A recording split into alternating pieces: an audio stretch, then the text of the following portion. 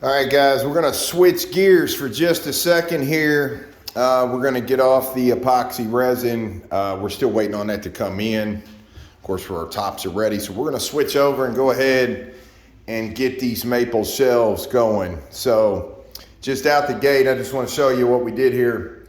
We don't have no big, super huge shop with all this high-tech machinery and stuff, so we're just like most everybody else, If this slab was any bigger, we would just simply make a straight line in the center, get two halves, flip them over, and we would have a squared up side to go off of. But these slabs range from 12 inches all the way down here to the meatier side, around 16, 17 inches. So I just need 10-inch shelves.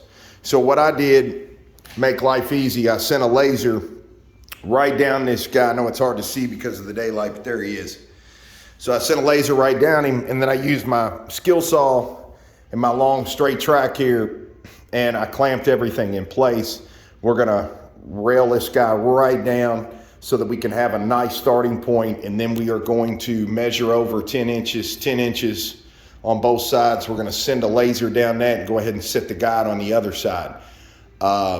Then we're actually going to be able to take one of these big long slabs and get 2, maybe 3 shelves depending out of it. So we're gonna go ahead and get this squared up and get it going. We're gonna show you all the steps involved all the way to the finish. But we're gonna, like I said, we're gonna switch over and get these going instead. So let me take care of this. We'll be right back. All right, so here we go. We got the backside cut already. I mean, you can just tell looking down the line how sharp that guy is. So backside, front side, already done. Now we're getting ready to work on our 2 sides. So again, this guy over here is just worth his weight in gold. That guy right there, he just made life easy. So that's how we get the front and the back. We are exactly 10 inches all the way across. So now we're gonna work on actually getting our individual shelves themselves. We need to get our first side over here on the corner squared up, and we're gonna use this guy. That's why I like this guy. He's a 1-footer. He comes in so handy, because I wanna show you something.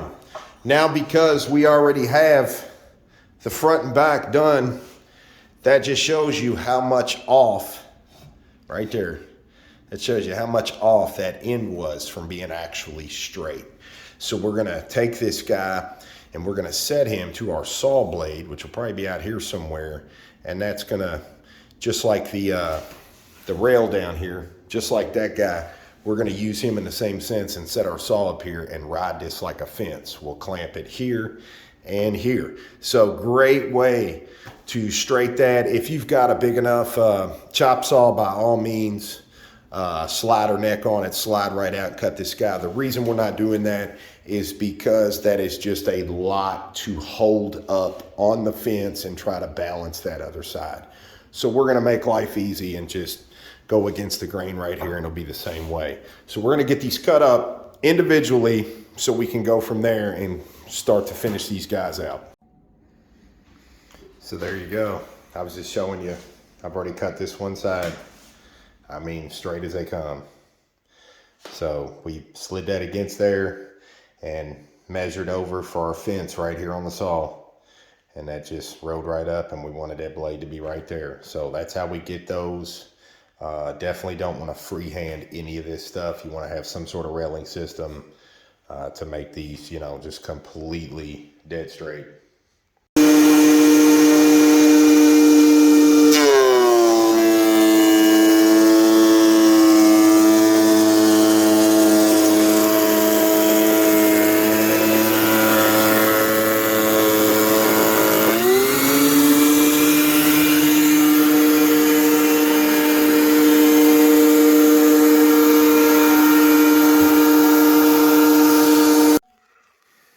Okay, so here's where we're at. Just wanted to show you, just brought it out the planer. So it's already pretty as ever. Brought out all that grain and character in the wood. So now we're gonna go ahead now and we're gonna route our edges, top side and bottom side. So left side, front and right, leaving the back square from the original. That way it can sit flush to the wall. So we're gonna go ahead and start our router and route all these. You don't have to do that. Some people like the butcher block look, okay? Other people like it curved over and under and then turn right in the corner. So it's whatever your preference is, but this is where we're at. After we get this routed, we are going to go through the grit starting at 150, and we are going to sand this all the way up and buff this guy out all the way to a 400 grit. Then we will be ready for the oil. So let me get this wrapped up. We'll get you right back here and pop this oil on here and bring her to life. All right, y'all, so I just want to show you, here's where we're at. We are sanded down all the way to 400 grit. So there's your corners. They just really turned and really coved right over and under there like they were supposed to. So we're gonna finish out this maple guy. We got, you know, 8 or so of these to do. We're gonna finish out with really good product. I know there's several, okay? I know there's several, but this is our go-to guy. Odie's Oil, Universal, okay? When you first crack open the jar, it's, see how it just sits there and kind of stares at you. So the object here is you want to keep stirring this guy until you can pull him up and he's more liquefied. So the more you stir him, it probably takes about a minute, minute and a half. So while I'm sitting here getting this ready, it'll become like a little warm oil here in a minute. We're going to go ahead and apply this. Normally I use a little, you can use, you know, several different methods here. Of course, Odie's tells you a little Scotch-Brite pad and, you know, kind of like wax on, wax off, you know. We found that a microfiber towel works just about the same. It gets it down in there really well.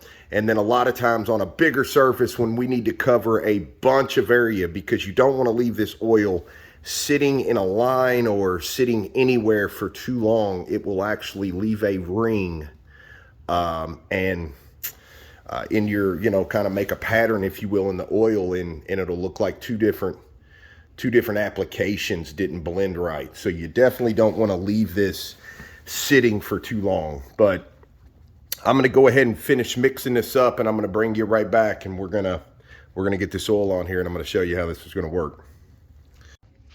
Okay, so look, this is what I wanted to show you. When it's mixed up properly, you remember before when I showed you just kind of sit there and stared at you. There you go. That's the consistency you're looking for when you can dip it down in there and it kind of thickly runs. So that's what you're looking for.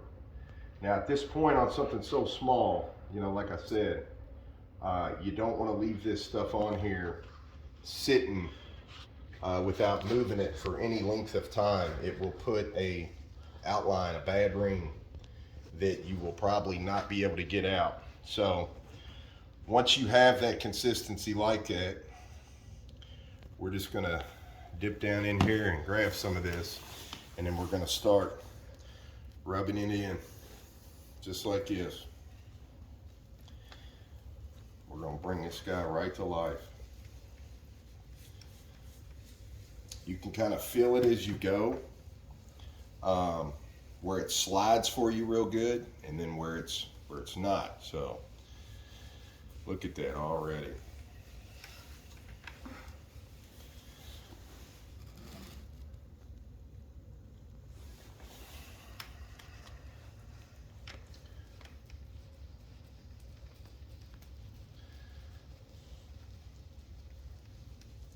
Boy, it just really comes to life.